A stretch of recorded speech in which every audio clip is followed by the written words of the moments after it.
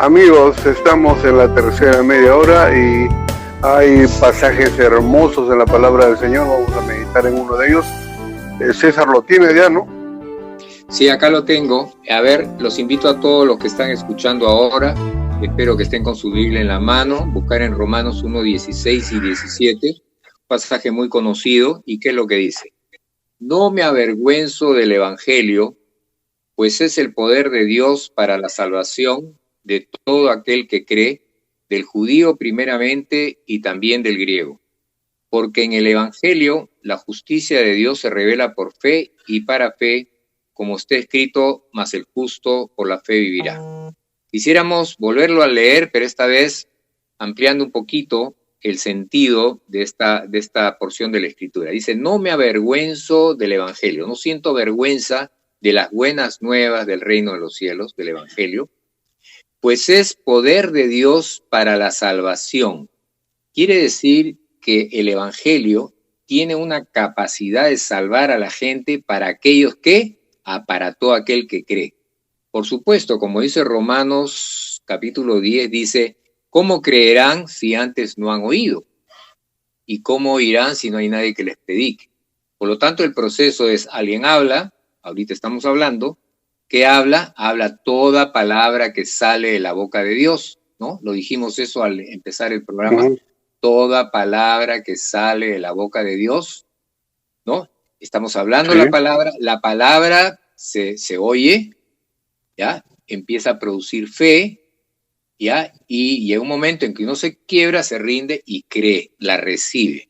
Entonces dice, el Evangelio tiene ese poder de salvar a las personas, pero a todo aquel que cree. ¿Ok? Esa es la primera parte. Es interesante, ¿no? Que este verso también nos da a entender de que no solamente nosotros tenemos fe para tener una relación íntima con Dios verticalmente, en la cual es una revelación que Dios está dando de sí mismo a nosotros por medio de la fe, en donde nos empieza a abrir un panorama mucho más amplio, totalmente amplio en el mundo espiritual, de tal manera que ahora ya aprendemos a vivir en dos mundos, en el mundo natural y en el mundo espiritual. Pero una de las cosas que yo he observado es que nos convertimos en contemplativos o digamos que nos gusta contemplar a Dios en ese sentido de una fe horizontal, cuando Dios nos está diciendo de que el justo por fe vivirá. O sea, cuando está diciendo de que el justo vivirá por la fe, significa de que debemos de entender que la fe también es para poder, digamos, verla de una manera vertical. Así como es horizontal y vertical, es el cumplimiento de tanto una relación íntima con Dios en el mundo espiritual, pero también una relación íntima con el mundo natural, para poder ejercer la sabiduría, la ciencia, el conocimiento de Dios a través de nuestras acciones. Por eso que dice claramente la palabra, dice en el verso 17 especialmente, pues en el Evangelio la justicia de Dios, dice, se revela por la fe, ¿no? Eso es algo que tiene vertical. Y para fe, o sea, significa que si no hay fe es imposible agradar a Dios. Y como está escrito, mas el justo por la fe, acá dice, vivirá.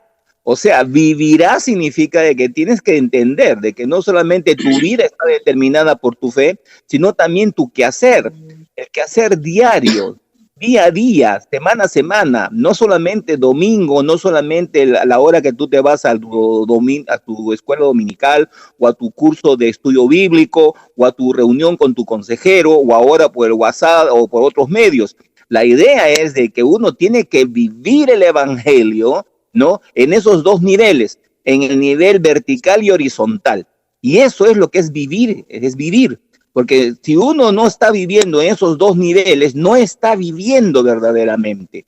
Lo que está haciendo es algo particularmente espiritual, y por eso que hay muchos espiritualistas, en vez de ser creyentes verdaderos, que actúan en el mundo natural, ¿no? Con medio, digamos, de la fe en la cual Dios nos ha otorgado. Por eso es tan importante que cada uno de nosotros entendamos que la fe se mueve tanto vertical y horizontalmente. Bien. Interesante. No, sigue adelante, César. Ya, el verso 17 en la versión Reina Valera dice, porque en él, en el Evangelio, la justicia de Dios se revela por fe y para fe. Cuando uno busca un poquito más en los textos originales, el concepto que hay en el verso 17 es, porque en el Evangelio Dios muestra cómo justifica al hombre y lo hace mediante la fe y para que tenga fe. Lo voy a volver a repetir porque el concepto original es un poco diferente a lo que nos muestra la versión Reina Valera. La Reina Valera dice, porque en el Evangelio la justicia de Dios se revela por fe y para fe. Pero en los originales dice, porque en el Evangelio Dios muestra cómo hace justo o cómo justifica al hombre y lo hace mediante la fe y para fe. Y después está la otra parte que dice, como está escrito, pero el justo vivirá por la fe. En el original dice, pero el que ha sido justificado, fíjense la diferencia, el que ha sido justificado, tal vez no es una diferencia si no sabemos que Reina Valera está en un castellano o un español un poco antiguo, pero actualizando es porque el que ha sido justificado vivirá por la fe. ¿Y esto qué quiere decir? Que si tú, hermano, hermana, tú has pasado por el proceso de ser justificado delante de Dios porque escuchaste el Evangelio, porque creíste, porque has participado de la salvación, porque has participado de la naturaleza divina, eres una nueva creación, has nacido de nuevo de lo alto, tú estás en esa relación íntima con Dios, entonces tú eres declarado justo por el Evangelio y Dios te reconoce como justo porque su Hijo Jesucristo mora en ti. Y entonces Dios, ¿qué es lo que dice? Ya que tú has sido justificado, a partir de ahora tú debes vivir ya no por vista, sino es vivir por fe, lo cual también lo hemos encontrado en otros pasajes de la Escritura. Entonces, qué importante reconocer que si Dios ha hecho toda una obra de salvación, nos ha hecho justos delante de Él, espera a Dios, y por eso lo ha hecho, para que vivamos por fe y no por vista. Yo creo que los tiempos que estamos viviendo ahora son tiempos desafiantes, son tiempos en el cual escuchamos muchas cosas. Entonces, Dios nos dice, tú ya no eres de este mundo, tú no vas a vivir por lo que el hombre habla, el hombre dice, porque sí, hay una realidad que nos rodea, hay preocupación, hay temor. Bueno, si fueras un hombre natural, es natural que suceda así. Pero ¿qué dice Dios? Si tú eres un justo, el justo vivirá no por la vista, no por los sentidos. Eso no quiere decir que niegues la realidad, eso quiere decir que lo que prima para tomar tus decisiones y para la paz de tu alma es lo que has oído y lo que has creído. Por eso dice la palabra que el justo vivirá por su fe.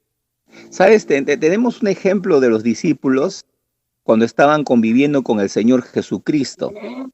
Ellos estaban viéndolo al Señor Jesucristo en un ejercicio de fe para con el Padre, pero también en un ejercicio de fe para con ellos y para con la labor que tenía que cumplir el Señor Jesucristo. Y ese ejercicio de fe era tremendo, porque los discípulos estaban aprendiendo del maestro de maestros, porque la Biblia dice que Jesucristo es el autor y consumador de la fe. Por consiguiente, el Señor, cuando ya iba a ser arrebatado, dice que los llevó a un lugar y el Señor empezó a subir y ascender, y luego una nube lo tapó. Pero los discípulos se quedaron mirando hacia arriba y seguían mirando hacia arriba. Y tuvo que más bien, hablar un ángel y les dijo, ¿qué tanto miran al cielo? Les dijo todavía. Porque el texto dice claramente eso, ¿qué tanto miran al cielo? Porque así como ustedes han visto ir al Señor Jesucristo a través del cielo, así también volverá, ¿no? Y entonces ellos se quedaron mirando arriba, y quiero afirmar algo aquí que tiene que ver con esa revelación que Dios hace de sí mismo. Cuando Dios hace una revelación de sí mismo en un individuo como nosotros, empieza a haber tal magnitud de conocimiento y de revelación y de cosas que nunca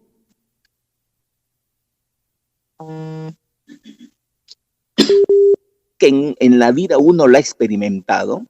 Se quedó vacío. Hay mucha gente expectativa, ¿no? Que se queda contemplando, cuando en la realidad de la fe es que no solamente es que debes recibir esa bendición de ese Dios todopoderoso que se ha revelado a tu vida, sino también que debes de permitir que esa misma fe sea la que te use ahora en el día a día, en esta vida que Dios te ha dado en el corazón. Y eso es lo que significa, digamos, madurar, crecer y hacer la obra de Dios. Porque si nosotros nos convertimos solamente en contemplativos de la gloria de Dios, en contemplativos de las revelaciones, digamos, del cielo y dónde están los ángeles, los serafines, de los querubines, nos estamos olvidando del llamado que hemos tenido del Señor aquí en la tierra a través de ese ejercicio de fe para predicar el evangelio del reino. Y esto es muy importante para que nosotros entendamos que estamos en un tiempo de coyuntura muy especial. O sea, hay mucha tristeza, mucho dolor, escenarios de mucho sufrimiento, pero vuelvo a repetir, son momentos muy especiales en donde traemos la manifestación gloriosa de Dios a una tierra donde hay dolor, tristeza y hambruna y pobreza y miseria. Y es aquí, esto es lo que es el trabajo de la iglesia. Traer la gloria de Dios que está en el cielo y traerla a la tierra por medio de ese ejercicio de fe que Dios nos ha dado, que es lo mismo que hizo nuestro Señor Jesucristo cuando Él vino, porque Él dijo, el que me ha visto a mí, ve a mi Padre. De igual manera, el que vea la iglesia del Señor Jesucristo aquí en la tierra, ve al Padre de Dios, porque somos representantes de la iglesia. No somos representantes de un partido, de una persona, de una política, de una iglesia, de una denominación o de un cuerpo humano secular. No, somos cuerpo de Jesucristo. Y que nosotros mostramos en este cuerpo la presencia del Padre Dios.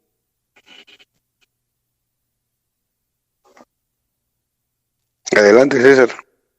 Bien, miren, lo que estamos hablando ahorita de que el justo o el que ha sido justificado vive por la fe, el vivir en fe tiene que ver, hay una relación en vivir por el Espíritu. Ahí tenemos una buena relación. Y el vivir por el Espíritu tiene que ver en no vivir por las obras nuestras, sino por fruto. Si no estuvieron en el programa anterior, entren por favor al programa del sábado pasado, el sábado 15 de mayo, y ustedes van a encontrar una de las grabaciones que era obra y fruto. Y ustedes van a ver que dijimos ahí de que la obra de una persona es la actividad que uno realiza en sus fuerzas, en su capacidad y en su naturaleza. Pero el fruto es otra cosa. El fruto es el resultado de la actividad de un ser, pero desarrollado sobre otro. Entonces, ¿qué nos enseña Dios? Que las obras naturales del ser humano son obras de la carne, dice, en su naturaleza. Sin embargo, cuando habla de vivir en el Espíritu, no usa la palabra obra, sino usa la palabra fruto del Espíritu. ¿Qué quiere decir? Que el que está haciendo la obra es Dios, pero la está haciendo a través del hombre, el cual habita ahí el Espíritu de Dios y además se deja guiar por el Espíritu. El resultado es un fruto. ¿Y qué es lo bueno del fruto? Lo bueno del fruto es, primero, que le estamos dando gloria a Dios porque Dios está haciendo la obra.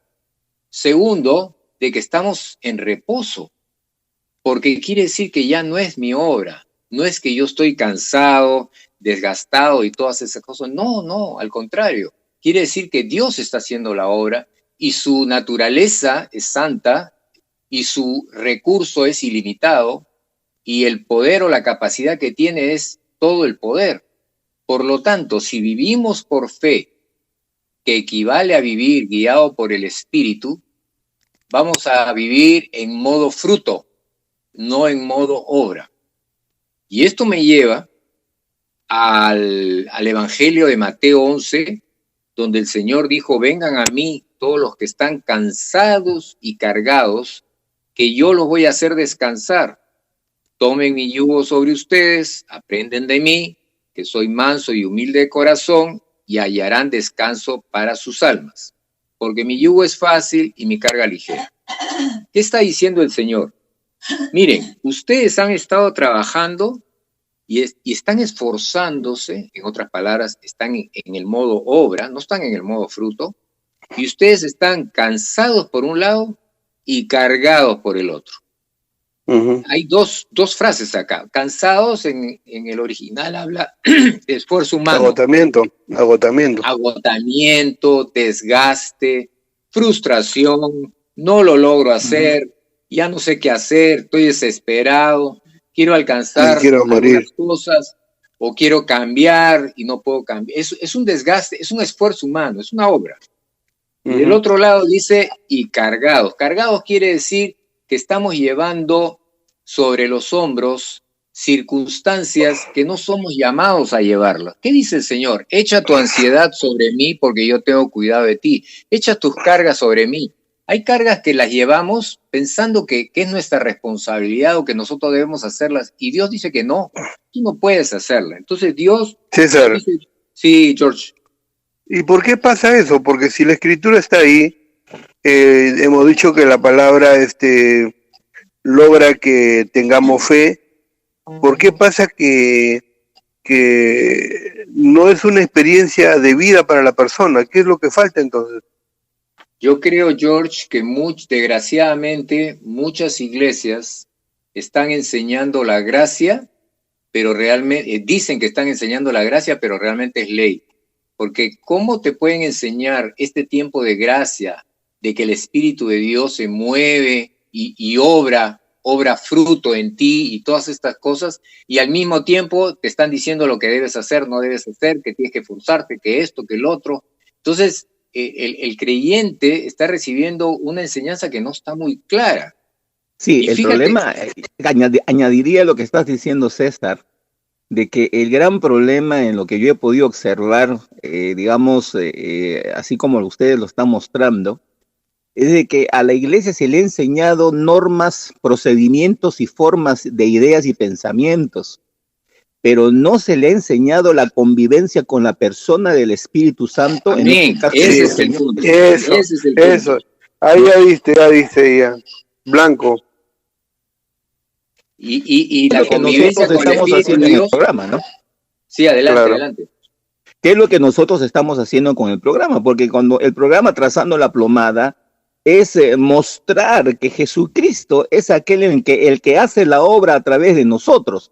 No es los argumentos o lo que estudié teología o cómo he entendido la palabra doctrinalmente para poder empezar a discutir, predicar, enseñar o corregir. No, es la convivencia con el Señor Jesucristo que nos hace a nosotros predicadores, ministerios, pero también, digamos, manejadores de la palabra de verdad. O sea, porque es el Espíritu Santo que empieza a obrar a través de nosotros para manejar la palabra, porque la Biblia dice que tenemos que ser buenos administradores de la palabra y saberla manejar la palabra de tal manera de que pueda ser una enseñanza correcta. Porque si uno no lo hace dirigido por el Espíritu, uno puede hacer cualquier barrabasada doctrinal y el que como no lee y el que no sabe y el que no se profundiza en la Biblia, pues no es ningún problema porque ni siquiera sabe lo que está sucediendo.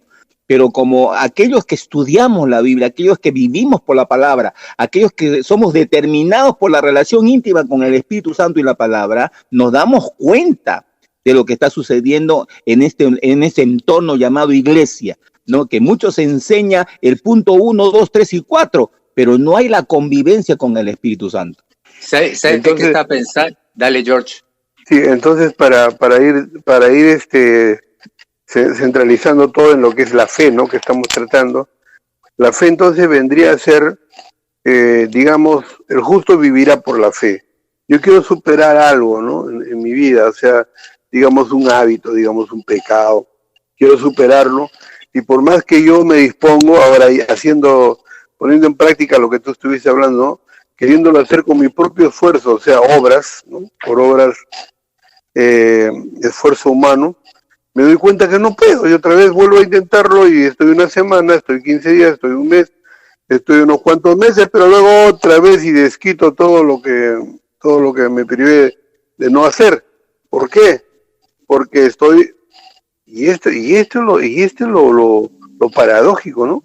Estoy escuchando la misma palabra que escucha también otra persona que sí le han enseñado que esa obra, lo único que lo puede hacer es el Espíritu Santo, ¿no? La persona del Espíritu Santo viviendo en ti es el único que te puede dar la capacidad para vivir la vida cristiana, ¿no? Para tener un estilo de vida cristiano. Solamente te puede dar el Espíritu Santo. Mientras que por el otro lado, como ustedes dijeron, punto 1, punto 2, punto 3, empiezan a enseñarle normas que tiene que cumplir y entonces entra en una frustración terrible. Pero los dos tienen la palabra. Lo curioso es que los dos tienen la palabra. Ahora, aquí es donde vale también colaborar con algo.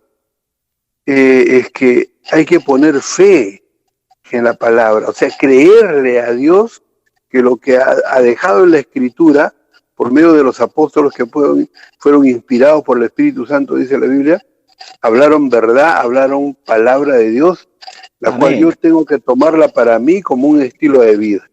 Jorgito, añadiría Sí, lo que no. estás Ajá. diciendo, de que la palabra también nos dice, ¿no? De que la letra mata, mas el espíritu Ay. vivifica, Amén. ¿no? Y ese es el problema, cuando nosotros estamos aprendiendo la palabra como una suerte de doctrinas, como una suerte de parámetros de punto A, punto B, punto C, etcétera, etcétera. Entonces, eso es letra, pero letra sin espíritu es muerta, por consiguiente me mata.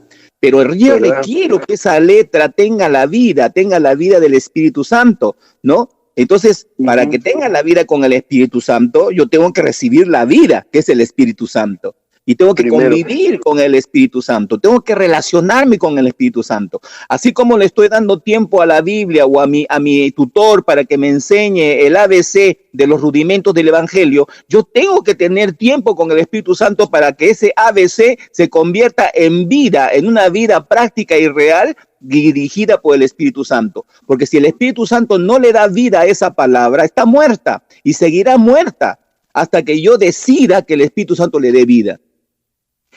O sea, Jorge, dicho de otra manera también de lo que tú estás diciendo, diríamos entonces que la fe la provoca la persona del Espíritu Santo, para que tú creas esa palabra. Es que eso es. Correcto.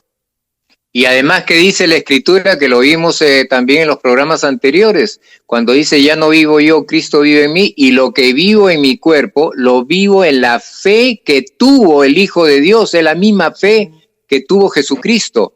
La fe viene por Jesús, entonces si Jesús está en tu corazón, Él va a producir la fe, y si Él no la produce fe, es una fe humana, y la fe humana no tiene poder, porque la fe humana es la creencia humana, eso se llama ley, eso se llama esfuerzo, se llama obra, no se llama fruto, y la Biblia nos está diciendo, vivan por el poder del Espíritu Santo, vivan por fruto, no por obras, eso es lo que dice la Escritura. Bueno, O sea, ya se nos venció que la tercera mucho media hora. Antes, para cerrar un ratito, César, o sea que mucho tiempo nosotros hemos recibido religiosidad nada más. Así es. Es mismo, así es. Y eso mata, porque eso frustra. Por eso el Señor dice, vengan a mí todos ustedes que están cansados, porque están haciendo el esfuerzo de ser cristianos. Ahí cuadró ese pasaje.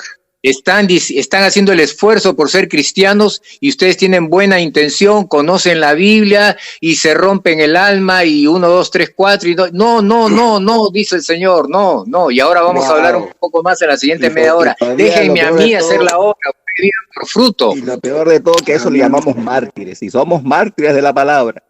Caracho. Ok, bien, paremos entonces aquí y seguimos en la última media hora. Hoy ya no, se acabó el programa ya. Se acabó. Bueno, Ya, no regresamos. cambie su dial, por favor, regresamos.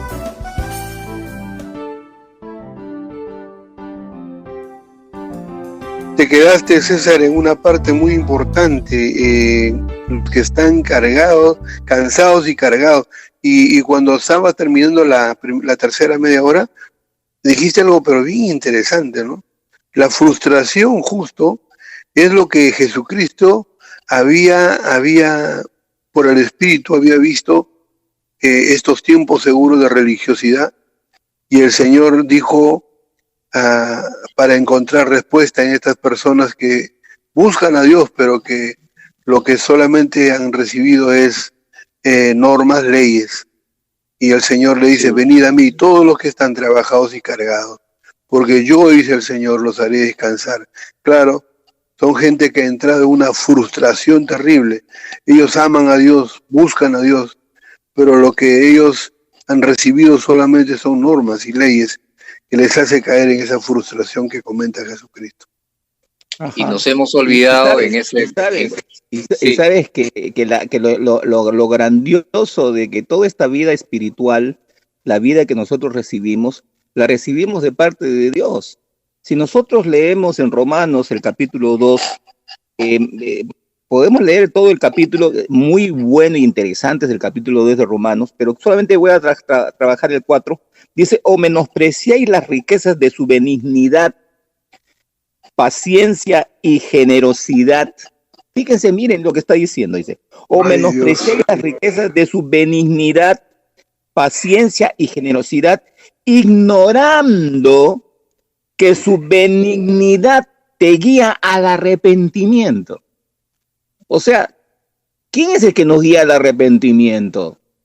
O sea, somos nosotros mismos, somos que... No, la Biblia dice que es la benignidad de Dios la que nos está guiando al arrepentimiento. Es la presencia del Espíritu Santo que a través de su benignidad nos lleva al arrepentimiento para que nosotros podamos entrar en esa relación íntima con el Padre. Entonces aquí no hay de que, mira, de que si yo voy a tal lugar voy a tener mi salvación o voy a tener una reunión con el Padre, o mira que si yo voy a tal lugar voy a tener... No, no se trata de lugares, ni de personas, ni de circunstancias, ni tampoco de doctrinas. Se trata del Espíritu Santo que es benigno para darte el arrepentimiento y puedas entrar a esa relación íntima con el Padre. Y esto es lo importantísimo, por favor. Dice, no menospreciéis las riquezas de su benignidad y paciencia y generosidad, ignorando que su benignidad te guía al arrepentimiento. Aleluya.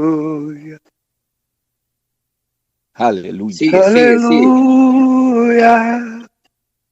Aleluya. Al Señor. Al Señor. Aleluya. Aleluya. Aleluya. Al Señor. Qué bárbaro. Bendito sea el Señor. Necesitamos cantar, alabar, oh Dios. Sí. Permítanos seguir cantando y alabando tu nombre, Señor. Gloria sea tu nombre. Amén, amén. Bien, vamos a regresar a Mateo 11 y mira, otra vez nos hemos olvidado de poner, ¿qué tal si al final de este media hora ponemos unas canciones nuestras, Jorge, para... Claro, sería bueno. ¿Sí? Sí, sería bueno. Entonces vamos a dejar un espacio ahí para poder pasarle un par de canciones a nuestro querido amigo Eddie. Bien, estábamos en Mateo 11, entonces quisiéramos poder redondear esto que dice así el Señor: vengan a mí todos los que están cansados y cargados, que yo los haré descansar. Y dice, aprendan de mí que soy manso y humilde de corazón y hallarán descanso para sus almas. Lo primero que queremos rescatar es que no dice hallarán descanso para sus cuerpos, almas cansadas. Lo que se cansa es el alma. ¿Por qué se cansa el alma? Porque está haciendo todo el esfuerzo por poder alcanzar algo, y en el caso de la fe, están queriendo alcanzar, a obedecer a Dios, a agradar a Dios, pero en sus fuerzas. Y Dios en todo tiempo está diciendo que no. El justo vivirá por la fe. Amén, aleluya. Aleluya. Y dice, ¿sabes qué otra cosa me he dado cuenta, hermanos? De que muchas iglesias están enseñando que el poder de Dios tiene que ver con hablar lenguas, con saltar para aquí, para allá, con pegar de gritos y cosas. El poder de Dios tiene que vivir con ser como Cristo, reflejar a Cristo. Ese es el poder de Dios. Y no hay ser humano que pueda reflejar a Cristo. Nos hemos olvidado que el poder de Dios es caminar en santidad, en verdad, en justicia, en amor, en pureza. Eso es poder de Dios. Ese es el verdadero poder de Dios. Entonces, cuando tratamos de hacer eso y no lo logramos, nos frustramos, nos decaemos y nos cansamos. ¿Qué se cansa? El alma. ¿Y qué dice el Señor? ¿Cuál es la medicina para el cansado? Dice, aprendan en mí que soy manso. Contra este cansancio hay que aprender a ser manso. ¿Y qué cosa significa ser manso? Vayamos a Moisés.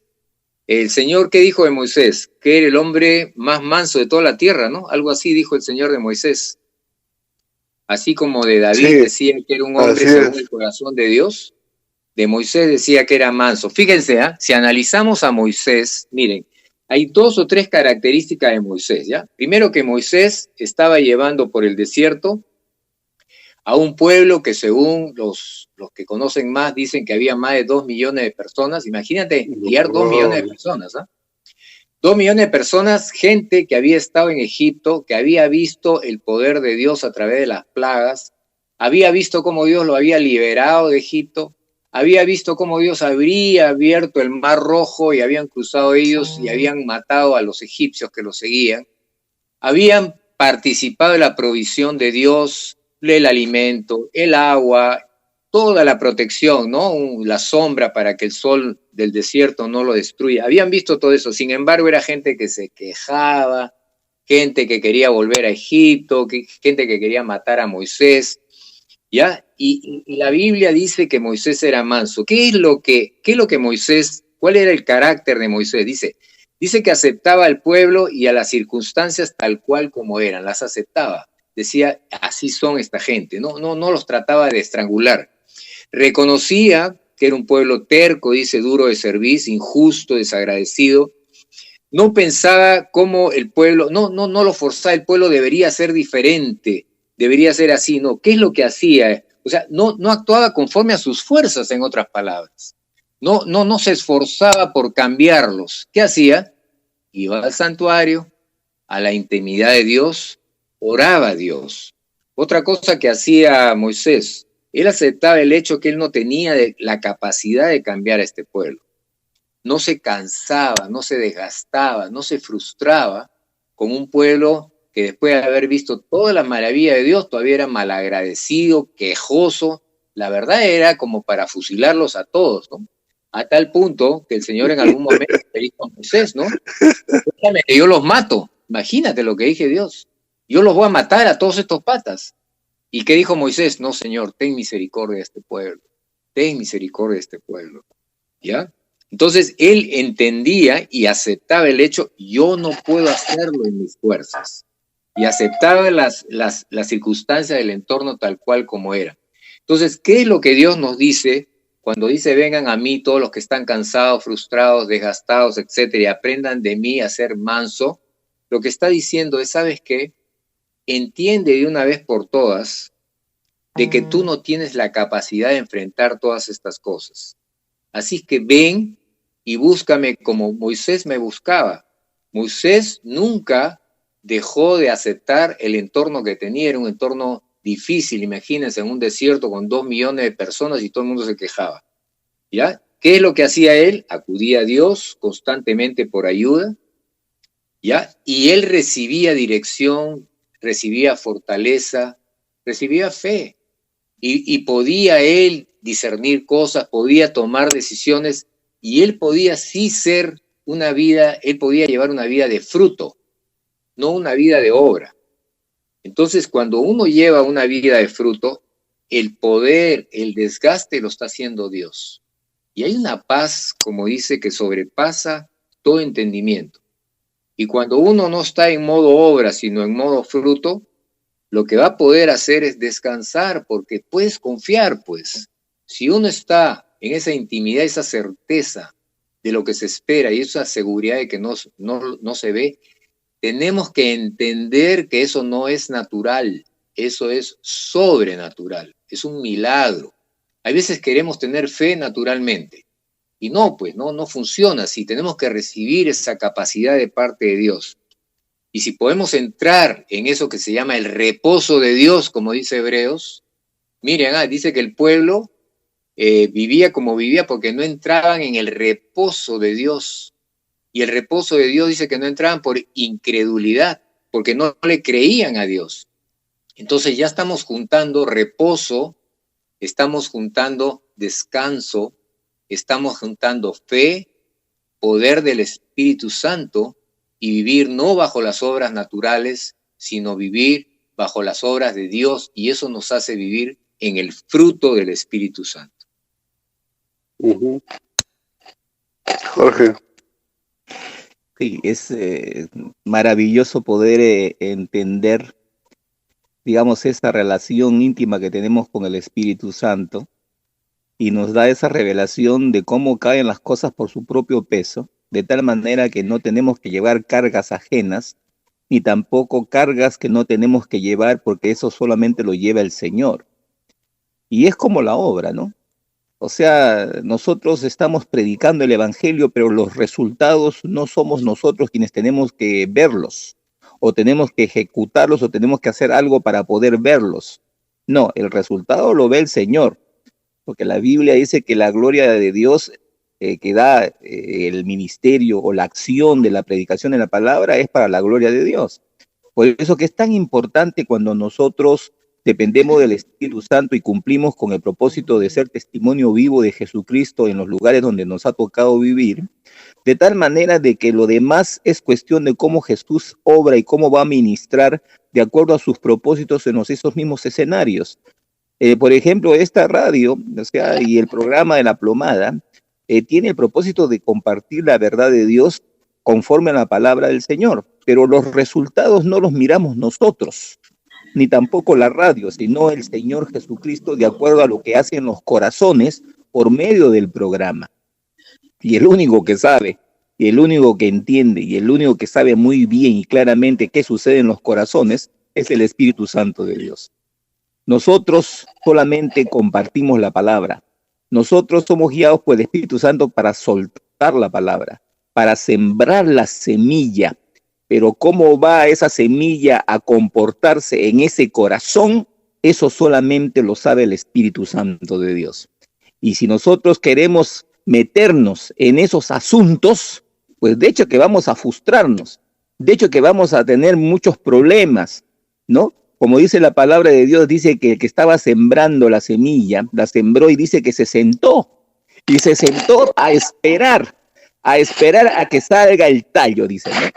O sea, y ahí está el punto, ¿no? O sea, aquellos que todavía tienen esa tendencia de querer hacer la obra y digamos, y quitarle la obra de las manos del Espíritu Santo, no se sientan ahí, no, sino que empiezan a querer hacer la obra del Espíritu y empiezan a buscar hacer la obra del Espíritu, pero se dan cuenta que están haciendo la obra de la carne y más no de la obra del Espíritu. Así es. Hacer la obra del Espíritu es esperar en el Señor y es estar quietos porque es el Señor quien está obrando. Quietos porque es el Señor quien está ministrando, a pesar de que no estemos mirando lo que nosotros deseamos, a pesar de que nosotros no estemos observando lo que nosotros queremos, pero el Espíritu Santo está obrando. Por eso es tan importante aprender a vivir en el Espíritu. Claro, y de esa manera no. Dale, George.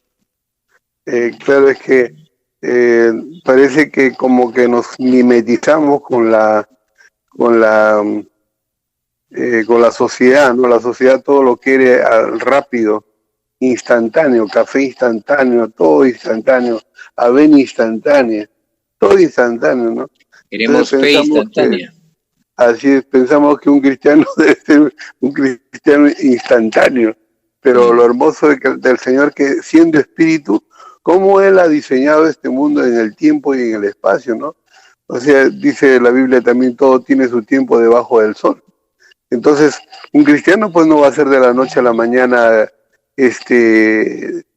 a alcanzar la talla de Cristo, ¿no? O sea, seguramente el deseo de nosotros es ser como Cristo, pero nos va a faltar vida, nos va a faltar años para ser como Él. Es más, en el proceso de ir siendo como Cristo, nos va a llegar el momento de partir de este mundo, ¿no? Entonces, pero el Señor, que respeta su diseño, es bueno que sepas, hermano, que de repente estás frustrado, amigo, que estás buscando a Dios, estás frustrado, es necesario que sepas que el Señor, todo tiene su tiempo, Él lo hace en el tiempo de Dios, no es en un tiempo de 6 clases, o 2 meses de un seminario y ya eres cristiano, no. El Señor tiene su tiempo y lo hace por la persona del Espíritu Santo que vive en nosotros. Por eso desde un principio estamos hablando y redundando, diciendo que tenemos que llegar a relacionarnos con la persona del Espíritu Santo que mora en el cristiano. En algún pasaje que leyó César también decía, o Jorge creo que dijo, no, o sea, no ignoréis, no ignores, ¿no? No desprecies, dice, lo que Dios te está dando, ¿no? Entonces, creo que muchas veces tratamos así, la persona del Espíritu Santo está en nosotros, esperando que nosotros le digamos, Señor, ¿cómo puedo hacer esto? ¿De qué manera puedo solucionar esto? ¿De qué manera puedo alcanzar esto? ¿De qué manera puedo superar esto? Pero siempre con la persona del Espíritu Santo, ¿no? Sin embargo, no lo hacemos, está ahí y esperando participar, ayudarnos a nosotros. Sin embargo, porque no ha sido una enseñanza muy clara, habemos muchos que estamos frustrados queriendo tener la vida cristiana con nuestras propias fuerzas. Alguna vez hemos dicho que la carne no produce una vida espiritual, jamás lo va a hacer. O también dicho de otra manera, la carne nunca se va a convertir, nunca va a cambiar, va a seguir siendo carne. El Señor decía, yo soy el camino y nadie llega al Padre sino por mí. El Señor no dijo, ¿sabes qué? Aquí tienes tu reglamento, tus normas, tus mandamientos y anda y tú vive pues la vida cristiana. Eso no dijo el Señor. Los mandamientos están dados, pero están dados, dice que es para el impío los mandamientos. Para el creyente es otra cosa. O para el que está bajo la ley también es los mandamientos, ¿no? Así dice la Escritura. ¿Qué es lo que dice el Señor? Te dice, ¿sabes qué? Tú tienes que hacer esto, tienes que hacer el otro. No. Dice, yo soy el camino. Sígueme. Él va adelante. Sígueme. Y ahora nos da algo más todavía. Te doy mi espíritu para que te empuje, para que te sople. Caramba, siempre me acuerdo de esos barcos de velas que habían en la antigüedad, ¿no? Por ejemplo, ahora, mira, me viene a la mente algo que podría compartir con ustedes. Miran, 3 formas de vida, 2 de ellas carnal y una espiritual, miren. En la antigüedad habían barcos de vela, inclusive ahora en estos tiempos modernos también hay unos botes de vela muy bonitos y hay unas carreras con estos botes de vela. ¿Y qué es lo interesante? ¿Perdón? Los olímpicos, pues ahí participan. Los olímpicos. Entonces, ¿qué es lo interesante? Lo interesante es que la fuerza para mover estos botes no es humana. La fuerza viene del viento. El viento empuja en alguna dirección y bueno, hay que tener la destreza de mover las velas de tal manera que el barco empieza a moverse. Sin embargo, en la antigüedad también habían estos botes, los mismos barcos, porque no eran botes, que eran manejados por esclavos que remaban, los tenían en las galeras, los tenían como esclavos, y ahí la fuerza para poder mover estos barcos era fuerza humana. Esto menciona al esfuerzo humano, a la obra carnal. ¿Y cuál es el problema con ese esfuerzo? Que cansa, agota, es limitado, y llega un momento en que ya no da más. Y eres esclavo. Y eres esclavo. Y tienes que ir, pero así tratando de ir contra todas las mareas y el peso del barco, ¿no? Ahora, hay un intermedio muy interesante, ¿eh? Y es el hombre en la mitad del camino inventó el motor.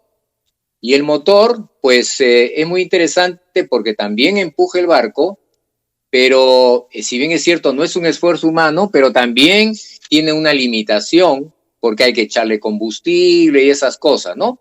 Pero la forma más fluida que nos habla de vivir en el Espíritu, y ojo, que la Escritura siempre relaciona al Espíritu de Dios con viento. De una u otra manera es con un fluido, porque hay veces dice que es como el agua, ¿no? Como dice que el Espíritu de Dios es como un río de agua viva, es un fluido, pero también lo relaciona con el viento. No es que Dios sea un viento, sino que para nosotros nos ilustra la palabra de Dios que opera como un viento. Entonces, yo creo que es muy ilustrativo reflexionar. César, no, digamos que opera como persona, no como viento. Bueno, pero la palabra de Dios dice que su operación en la vida del creyente es como un impulso, dice así, ¿no? Entonces y siempre la relación habla de que el Espíritu Santo lo relaciona con viento siempre, ¿no? Y sopló, dice su espíritu, ¿no?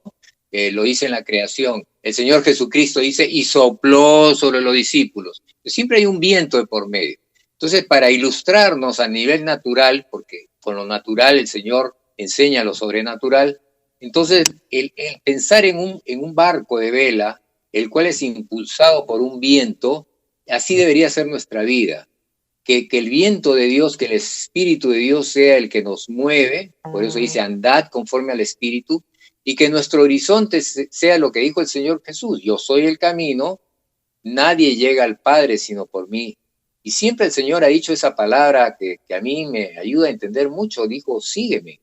No dijo, anda y tú y haz, no, sígueme. Y en los casos que en la Gran Comisión, cuando dice, id y predicad el Evangelio, Él no dijo, vas a ir solo, no. Yo estaré contigo todos los días de mi vida.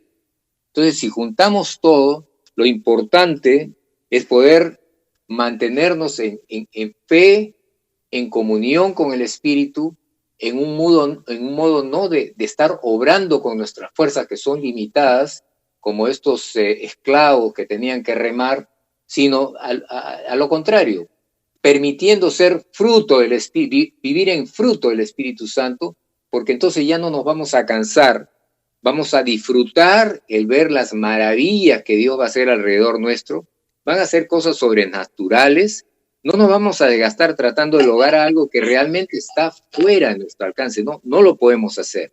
Y todo esto va a dar un fruto que va a glorificar el nombre del Señor. ¿Cuánto nos falta? Ya no falta nada, se acabó el programa, hermanos.